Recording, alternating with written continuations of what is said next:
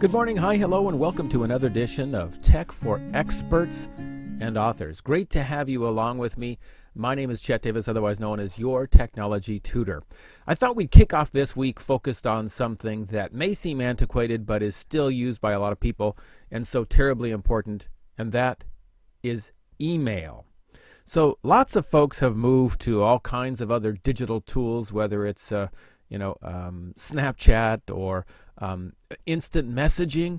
There are a number of different apps that people use within their office or within their work group to communicate instantly. But lots of folks use email, especially those of us who are experts and authors. Maybe you're connecting with clients, you're consulting.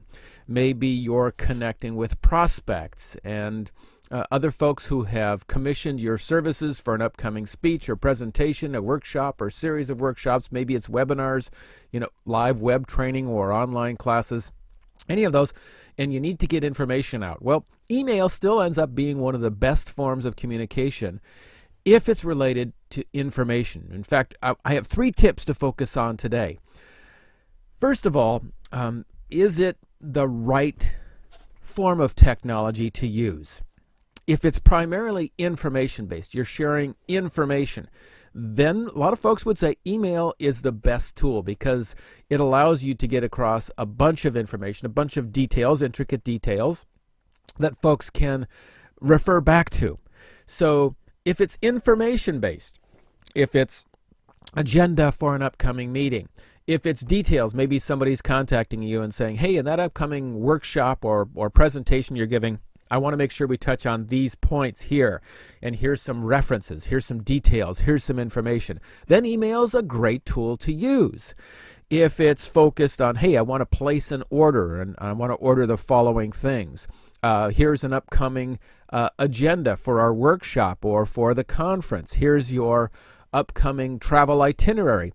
Email's great for those kind of things. If it, however, involves any emotion, forget it. Don't use email. So we're moving into the second of the tool things. First of all, is it the right thing to do? Is it the right technology to use? Again, if it's information, yes. If it's emotion, probably not. I would definitely say no. And here's why. Most folks will say that communication is between 60 and 93% nonverbal. The cues you're giving folks from your facial expressions, from the eyes, from your hand gestures.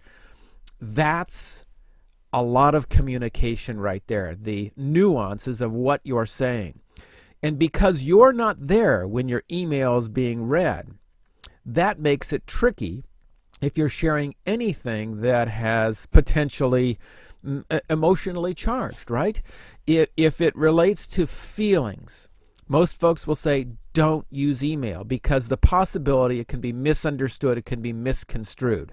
The other thing with email, it has a half-life like uranium-235. It can be around forever. Someone who receives an email, maybe in the middle of the night you're upset and you just really have to get your feelings out. You have to share your thoughts. And they receive it the next morning. Well, they can print it out. They can keep it in their file. They can stew over it for days and weeks and months to come. They can share it with somebody else. And so it's like a digital tattoo. It's around for a long time. If it's emotional, the best thing most managers would say is to reach out and talk to the person face to face. If that's not an option because of distance or time, then give them a call on the telephone because that's the best way to interact and share emotional messages. Again, details, facts, email, yes. Emotions, no. The last thing I wanted to talk about is the responsiveness. If you need feedback immediately, if you need an answer right away, most folks would say avoid email. And here's why. A lot of folks who spend a majority of their work day at a computer have a mistaken impression that a lot of the other folks they're connecting with are also sitting in front of the computer waiting to respond to their email. And usually that's not the case. They have their own agenda. They have their own things going on, and they may be away from a computer, away from their mobile device, not even looking at email. I know there's a lot of successful companies whose sales force, whose workforce, they shut down their email for hours at a time because they want their workforce responding to their own agenda instead of yours. And that's a tip for those of us who are experts and authors, maybe working out of a home office. If you're responding to other people's email all day long, you're responding to their agenda and not yours. So you're probably not getting the things done that you want to get done. So turn off your email for hours at a time and have your focus time to do the kind of things you want to do to move your business forward. Again, if it's an immediate need, give them a call, send them a message, do SMS, text message. If you're on some kind of inter-office chat, Jabber, whatever you're doing, go ahead and use that because that's more likely appropriate to get an immediate response. Okay, so today's 3 tips for using email more successfully is it the right tool to use? If it's information, probably good. If it's emotional, no. Pick up the phone, see them face to face. Lastly, if it's a timely response you're looking for, give them a call, send them a text message. And if you're wondering as well, the common industry response time right now, they're saying, if someone sends you an email, you should respond within 24 hours. So if you're expecting a response sooner than 24 hours, give them a call, send them a text message.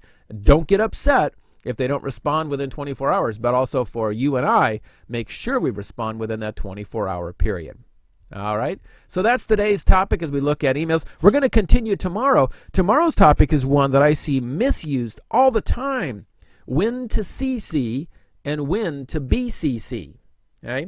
When to CC and when to BCC. That's tomorrow on Tech for Experts and Authors, 6:45 a.m. Pacific, 9:45 Eastern. I look forward to joining you then. Have a great rest of the day.